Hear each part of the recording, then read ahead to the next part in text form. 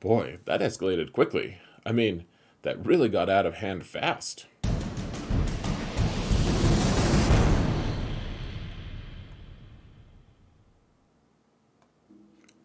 Hello, everyone, and welcome to another episode of Zareth Prevails.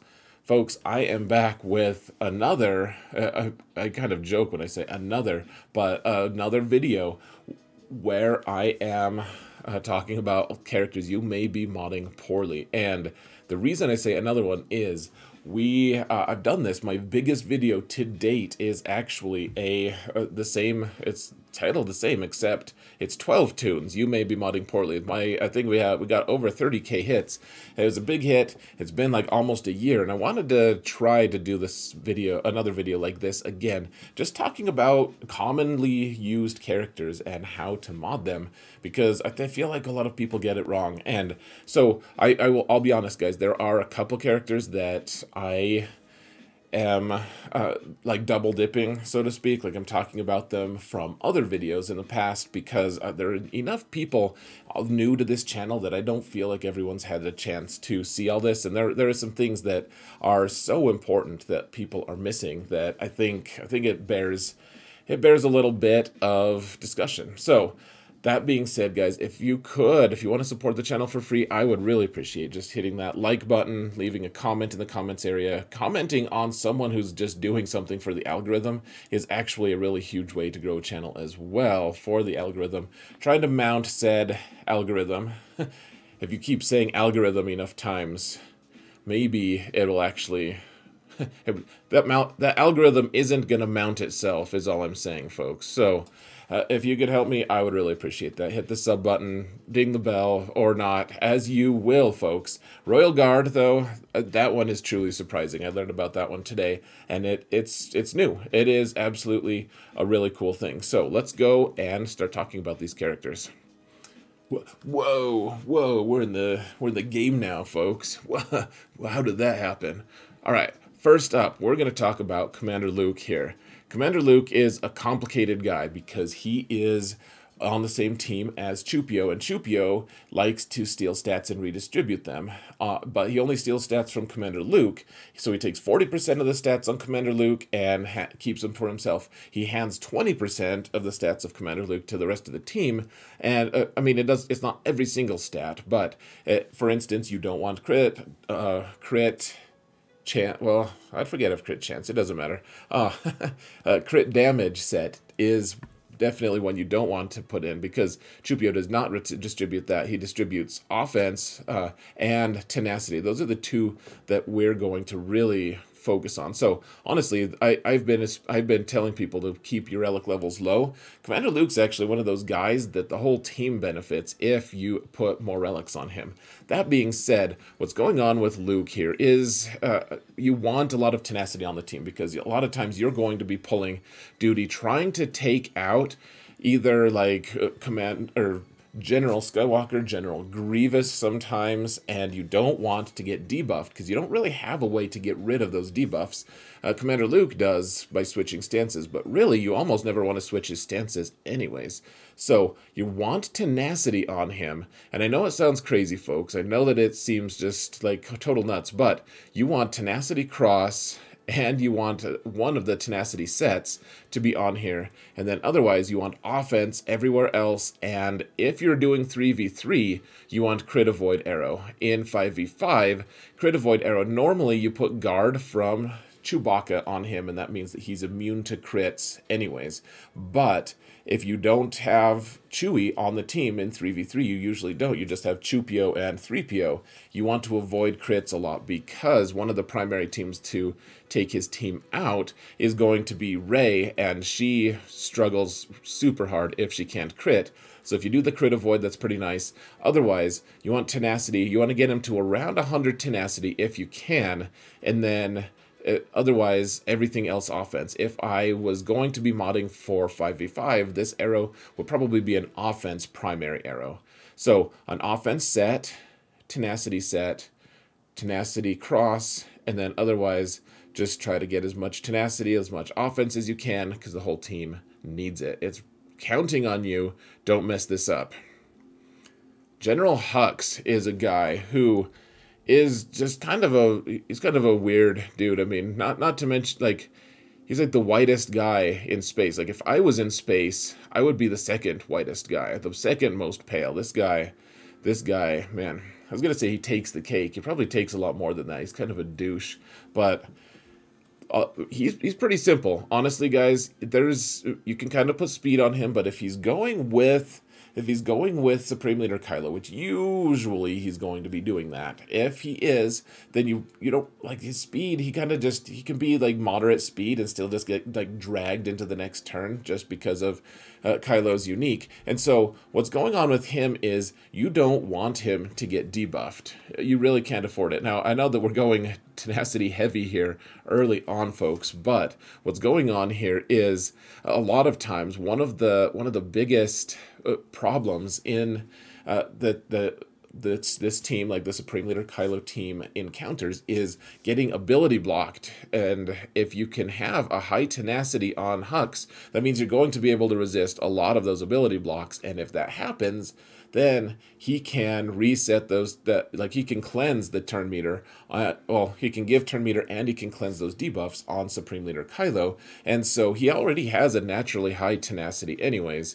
So all you have to do, give him a tenacity cross, give him 3 tenacity sets. I know that makes his speed a little slower, but like I said, he gains so much bonus turn meter from Supreme Leader Kylo doing a special right off the bat. He's going to take the next turn a lot of times anyways, and being able to resist those ability blocks is huge, because who are the 2 teams that are usually countering him?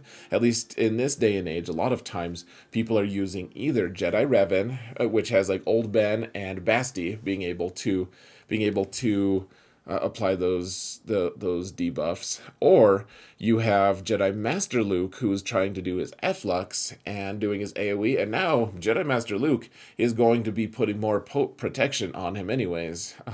People are going to be ignoring the potency on him, and the higher tenacity you can get on Hux, the better. The next character we're gonna look at, guys, is Jango Fett, and he's kind of he's almost exactly what you would think. Like crit chance, crit damage. That's, offense sets. If you can get crit damage, some extra speed, all this stuff. I mean, that's pretty nice. I think that the thing that a lot of people overlook, though, is his... I'm trying to remember if it's his unique now. Yeah, okay. So he always seems a little more frail, but one thing I just want to point out, guys, plus 50% max health on him is nice. So, I mean,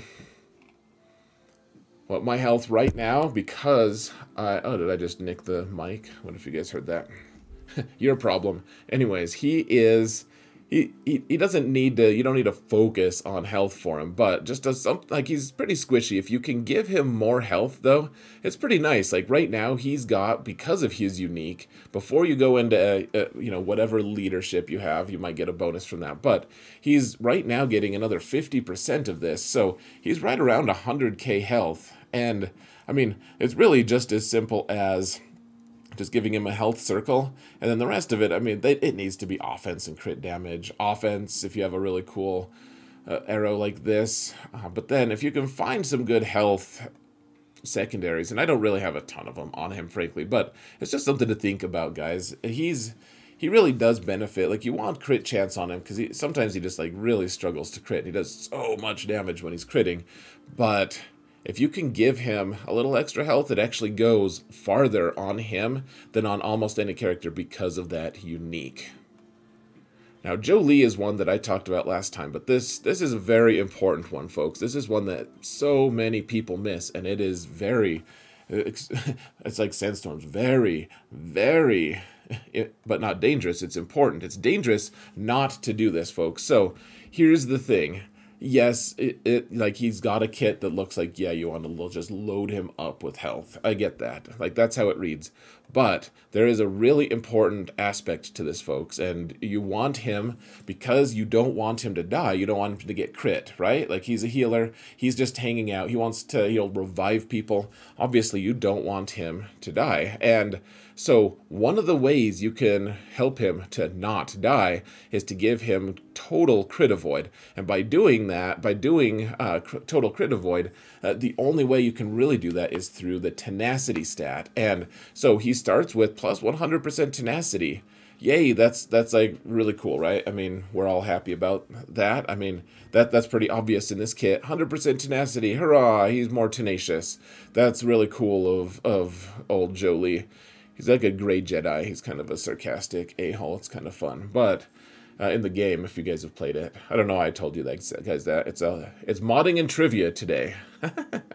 But okay, so here's the thing, guys. Here's how it reads. In addition, at the start of the battle, he gains bonus crit avoid equal to half of his tenacity. And so what's going on with him is he gets 100% bonus tenacity, so that gives him a 50% crit avoid right off the bat.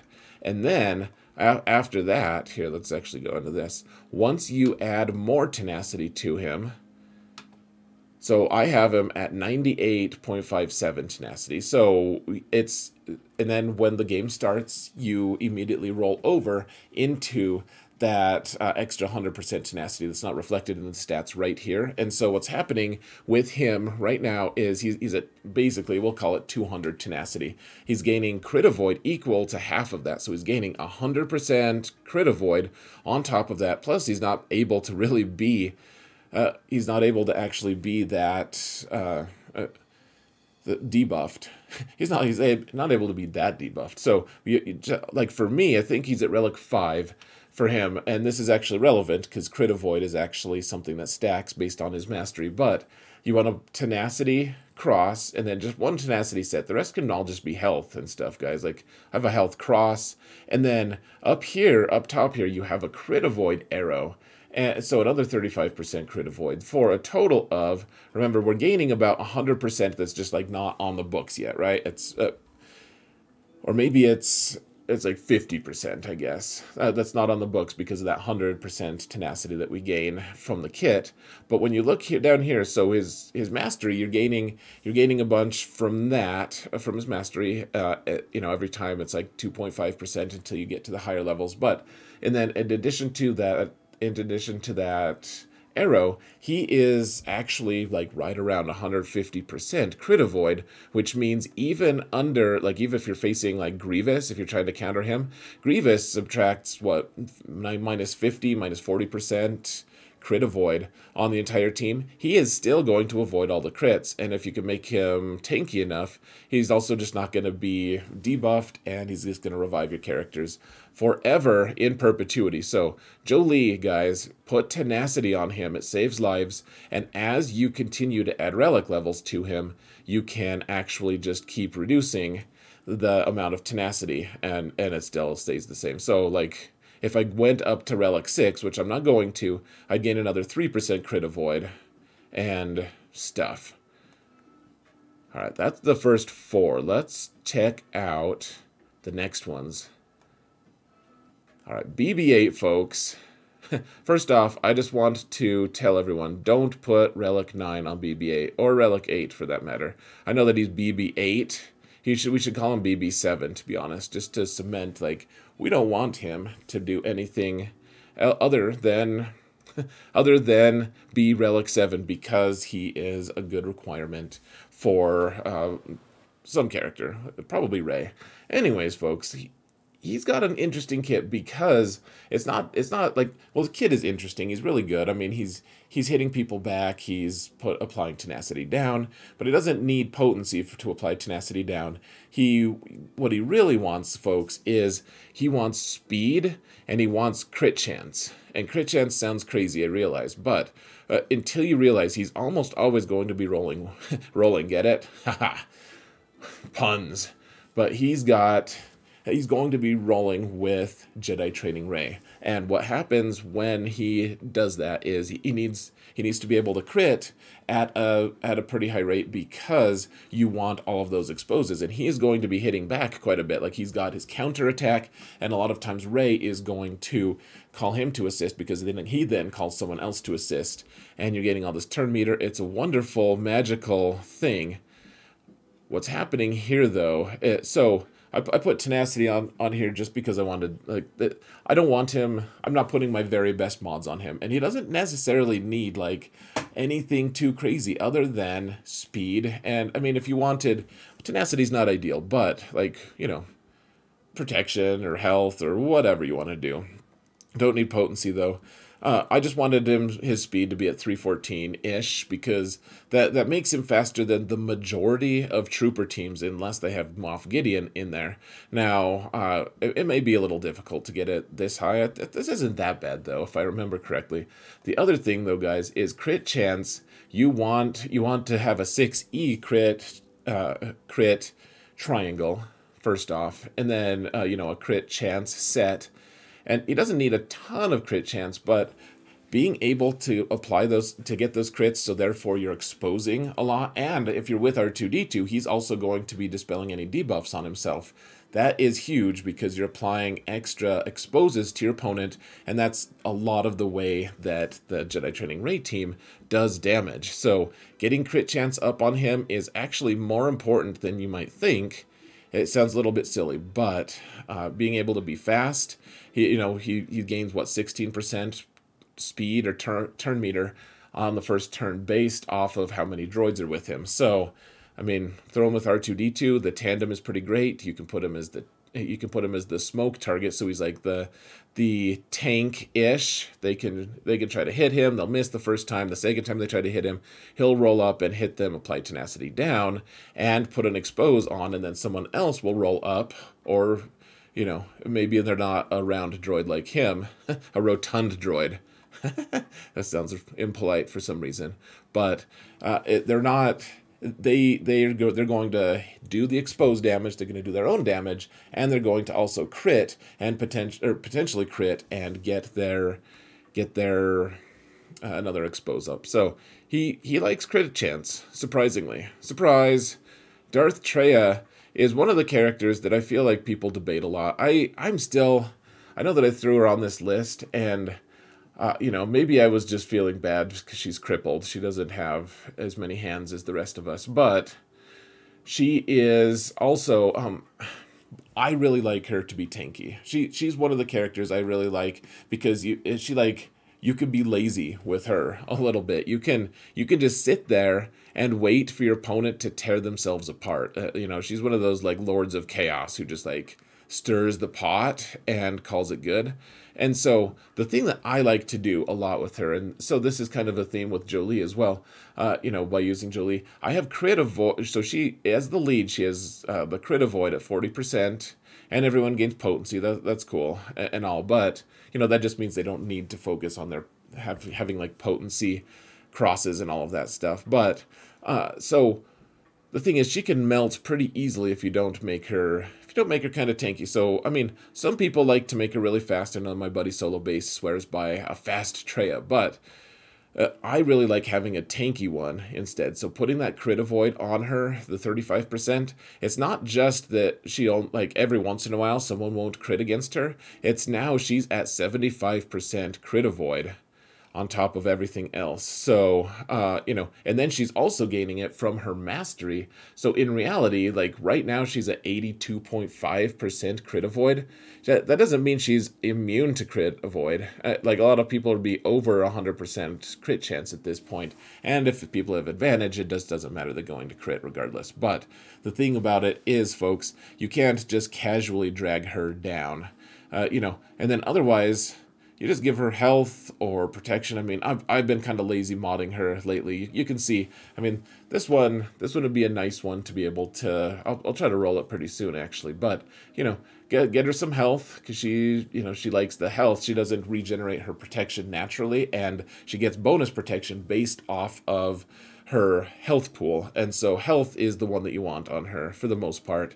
And then, honestly, like, one thing that a lot of people don't realize too is she does a lot of damage. I mean, clearly my values surrounding her don't envelop like her huge amount of damage, because usually what I'm doing is just having Nihilus do the heavy lifting. But the amount of damage she can do if her team lives long enough and she's taking enough hits, she stacks all that offense and she does that triple blade throw with the force, because she doesn't have enough hands to actually throw them with her hands. But that offense would actually be kind of nice on her as well. Just some parts of her kit that you guys may not be tracking. She's not just like, I don't know.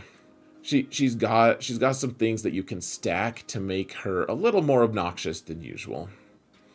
Basti is another one that's pretty interesting. So it depends on how you want to use her. She can be really good on a different character's team. If she is on a different character's team, then other than Darth Revan, then she wants potency. If she is with Darth Revan, she probably doesn't need that much potency because she gets stacks of ferocity. She gets 5 stacks every time, so it's not uncommon for her to have 5 or 10 on her at any given time.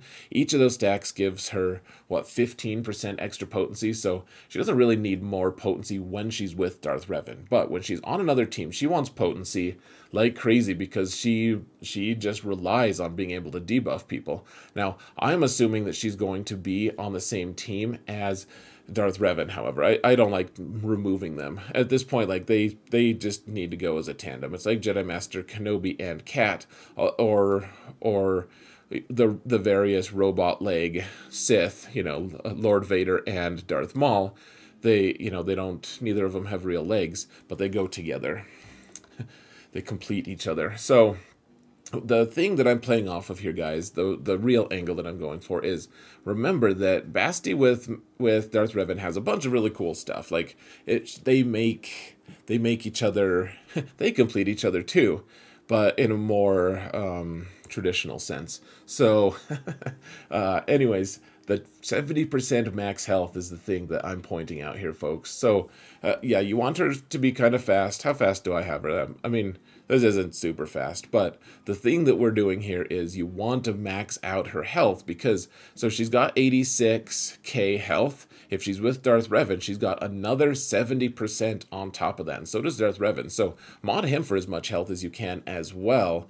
Now I could probably mod her a little better. Like, I could probably find like health sets to make her even, to boost her a little more. You can put a couple relics on her to, boost that health a little more as well. But just keep in mind, she really wants to be tanky because she's the linchpin in this team. Like, she'll die right before Darth Revan does. And if it just like stays alive for a really long time, then it's obnoxious AF and you can't take her out. Like, trying to snipe her out with like Commander Luke teams can be an exercise of futility if you have her modded correctly. Royal Guard is the new one, folks, and this is an interesting one to me. So, you guys know he got his rework recently. He goes with Lord Vader now. And so everyone's like, okay, so Lord Vader, what he does is he takes your protection pool and he takes all of the protection from that character and smashes it into their health pool. And so, you just combine health and protection. So traditionally, you're going to be gaining more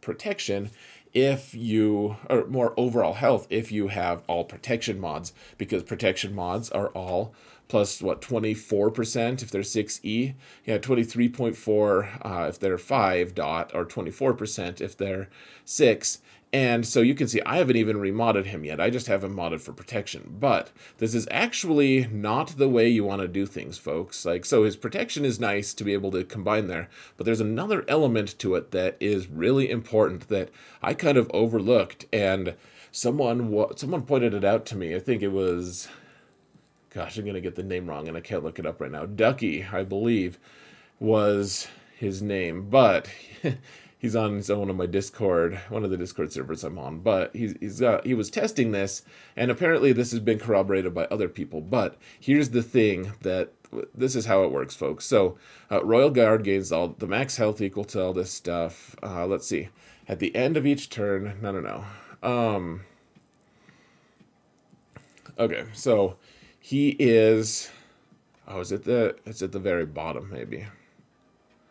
Oh, yeah. Okay, so, yeah, my apologies. And then doubles his health at the end of the encounter. So, what's happening, or until the end of the encounter, so what's happening here, folks, is before he joins Lord Vader, so this is all like an order of operations thing, like, you know, one thing happens, and then another thing, and that doesn't all just happen simultaneously.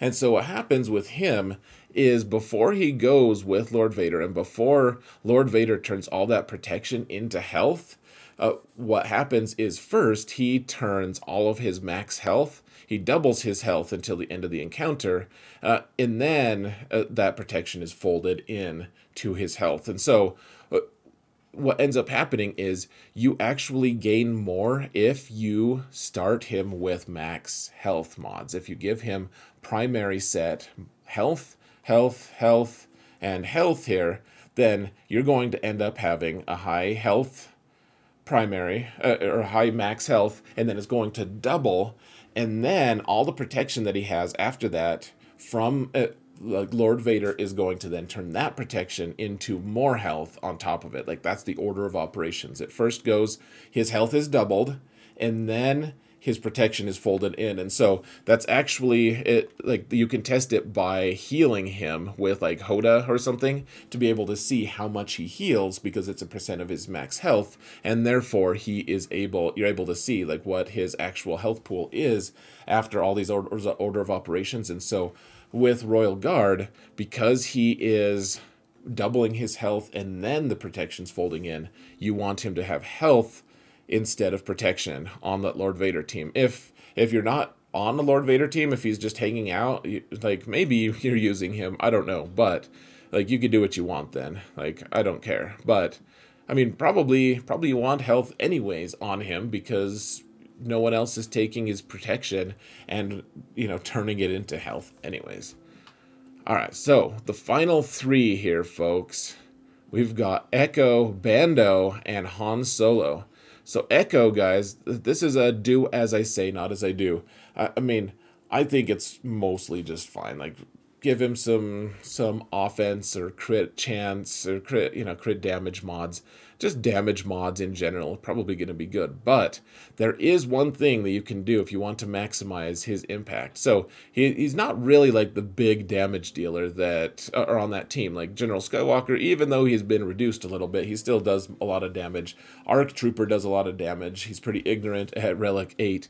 And, and that's the requirement for, I think, Lord Vader. And so Echo is kind of relegated to just dispel duty, and, he can still do some damage, of course, but he's not like the primary damage dealer. And so what you can do, though, folks, because I've already mentioned it before, if you're taking out General Skywalker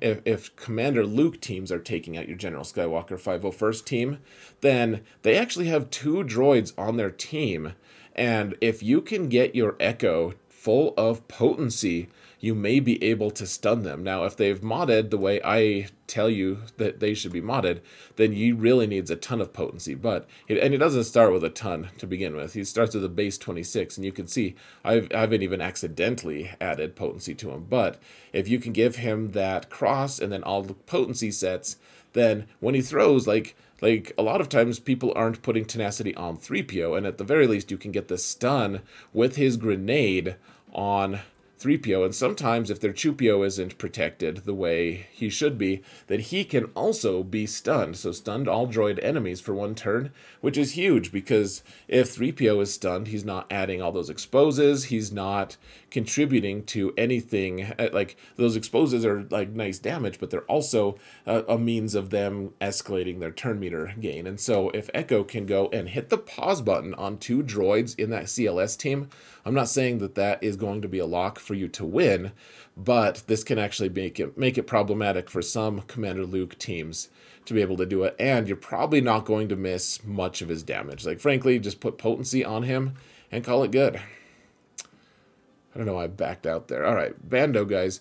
This is not something that is rocket science at all, but for some reason, people are getting this wrong all the time, because I always check this. So, I mean, if you want to ship, you need to have 6 E mods. That's obvious. But the other thing, guys, don't put crit damage on him. Like, crit damage doesn't do a single damn thing with him. It makes no sense. You want offense. Everything he operates off of is offense. So I'm not going to tell you how to mod like his full team or whatever, but give him offense as much as you can, because his whistling birds, that's his primary method of damage dealing, they deal special, or true damage, rather. Let's see, where does it say this? Deal true damage. It was right where my cursor was, guys. So that was helpful of me to not notice that.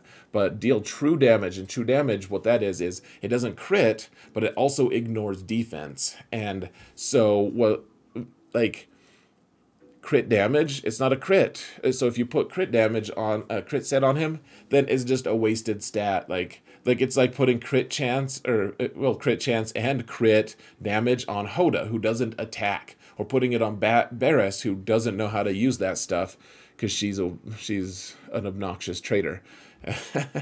I guess some obnoxious traders do know how to use it, but what's going on with him is he just wants to have as much offense as possible, and I see a ton of people putting crit damage sets on him with crit damage triangle, and I just lol all the time. My head lolls. No, I just like laugh out loud because it's funny, and I feel like being derisive a little bit nasty. So, I mean, and that's it for Bando. Just put offense on him, guys. Just PSA, don't be an idiot.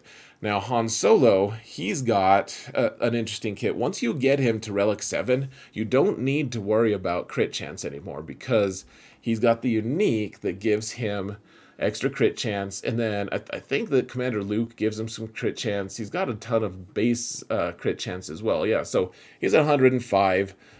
With only some incidental crit chance on him, and then his shoots first gives him another 20%, so he's got enough. He's going to be able to crit everyone but Jolie pretty easily, so you want to actually make the most of his other two abilities, so you put... so this is the first half of what he's doing. First, you want to be able to stun. So his first stun, the Han shoots, the shoots first thing, that one is going to stun regardless. If they can be stunned, it'll stun. But after that, you have to use your potency. And so putting some potency on him for Deadeye, well, you can stun him. And then, he's gaining turn meter based off of his crit chance. That's pretty neat. So you absolutely do need to make sure he's at 100%, though if he's Relic 7, he is almost always. So otherwise, though, he's also got this other one that I feel like a lot of people overlook this too. When they have more than 50% turn meter, he can, you can also reduce turn meter based off of that. So otherwise, remove 35% turn meter. So if they have less than 50% turn meter, then he does more damage. If they have more than 50% turn meter, then he can remove 35% of it. And so, that's super helpful to be able to control whatever team you're facing, is just remove turn meter. If they have more than 50% turn meter, you can reduce it to like 15 or, maybe a little more, whatever. But the other aspect to him, folks, and this is really important in my opinion, is he is really awesome with speed. And so you don't want to give up damage, and so I maybe my modding is a little bit unrealistic for him, for most people.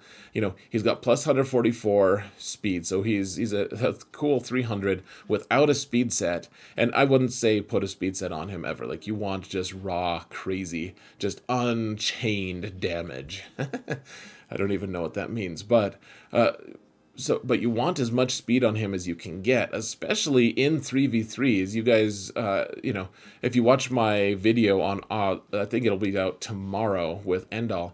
Yeah, if he's with like a Wedge lead, then Wedge, in 3v3, Wedge his leadership gives, every time someone crits, he gives them 10% bonus turn meter. And so what's going on, like when he first goes, he's going to take his bonus turn, and then all other turns after his bonus turn are based off of speed. So he could plausibly, what happens, like he'll shoot twice, and Chewie might assist or whatever, but he'll gain 20% turn meter. 20% turn meter on top of his already 300 speed means a lot of times, especially in 3v3, he will be going right after his bonus turn to start the round. So he'll go, shoot twice, and Chewie will shoot, and then he can go with Deadeye.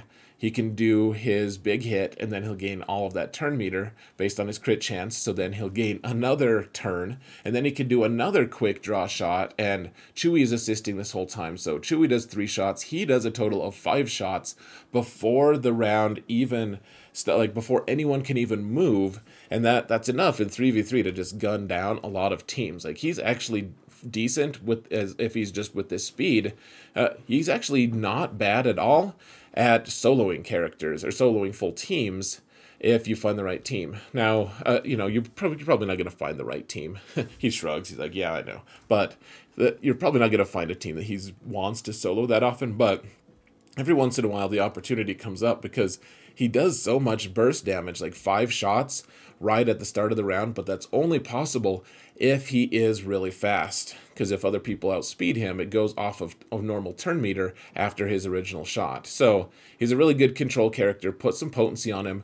Don't break the bank on potency, but, you know, an additional 17% potency, I mean, for one set, that's not bad. I mean, I guess it's plus like 15 or something for the set, but it's just a nice little boost, just in case you need it, and because you don't need the crit chance, you don't really need any other stat other than the crit damage, so putting some potency on doesn't hurt. That being said, folks, this has been 35, almost 36 minutes, and I think I am all spent. So let me know in the comments what you think of all of this. What did I get wrong? I'm sure that I am going to annoy some people with my take on it, but I would love to hear your opinions and your thoughts on how these characters should be modded. What did I miss? Be respectful and hit that like button if you haven't already, please. And yeah, thank you all so much for watching.